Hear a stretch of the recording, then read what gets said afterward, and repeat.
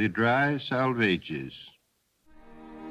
I do not know much about gods, but I think that the river is a strong brown god, sullen, untamed, and intractable, patient to some degree, at first recognized as a frontier, useful, untrustworthy as a conveyor of commerce, then only a problem confronting the builder of bridges.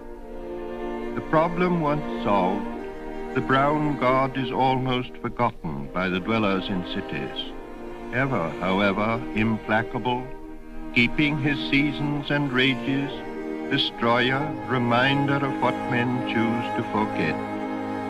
Unhonored, unpropitiated by worshippers of the machine, but waiting, watching and waiting. His rhythm was present in the nursery bedroom, in the rank ailanthus of the April dooryard, in the smell of grapes on the autumn table, and the evening circle in the winter gaslight. The river is within us, the sea is all about us. The sea is the land's edge also, the granite into which it reaches, the beaches where it tosses its hints of earlier and other creation. The starfish, the horseshoe crab, the whale's backbone, the pools where it offers to our curiosity the more delicate algae and the sea anemone. It tosses up our losses, the torn seine, the shattered lobster pot, the broken oar, and the gear of foreign dead men.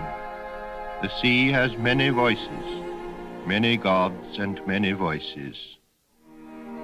The salt is on the briar rose, the fog is in the fir trees.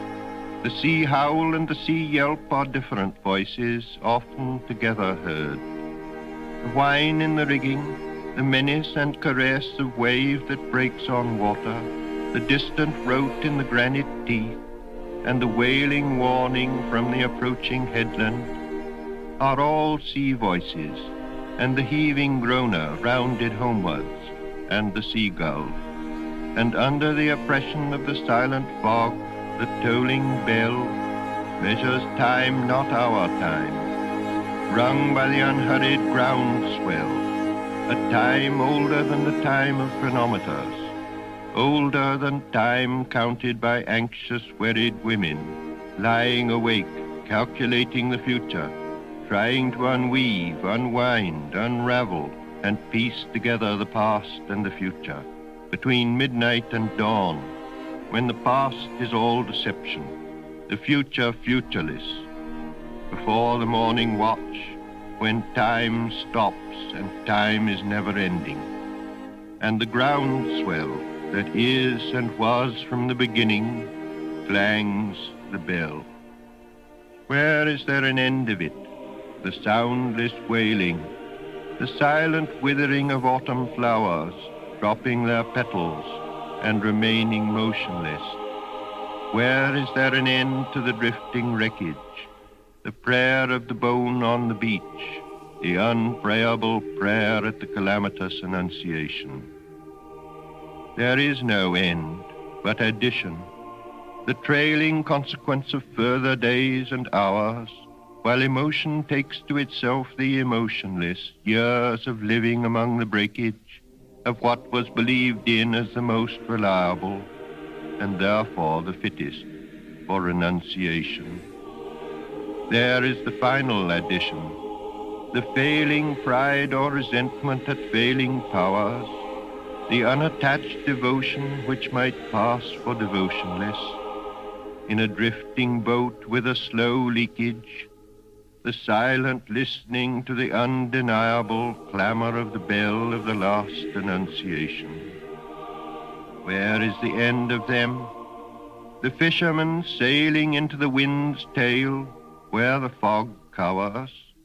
You cannot think of a time that is oceanless, or of an ocean not littered with wastage, or of a future that is not liable like the past to have no destination. We have to think of them as forever bailing, setting and falling while the northeast lowers, over shallow banks unchanging and erosionless, or drawing their money, drying sails at dockage, not as making a trip that will be unpayable, or a haul that will not bear examination. There is no end of it, the voiceless wailing, no end to the withering of withered flowers, to the movement of pain that is painless and motionless, to the drift of the sea and the drifting wreckage, the bone's prayer to death its God. Only the hardly, barely prayable prayer of the one Annunciation.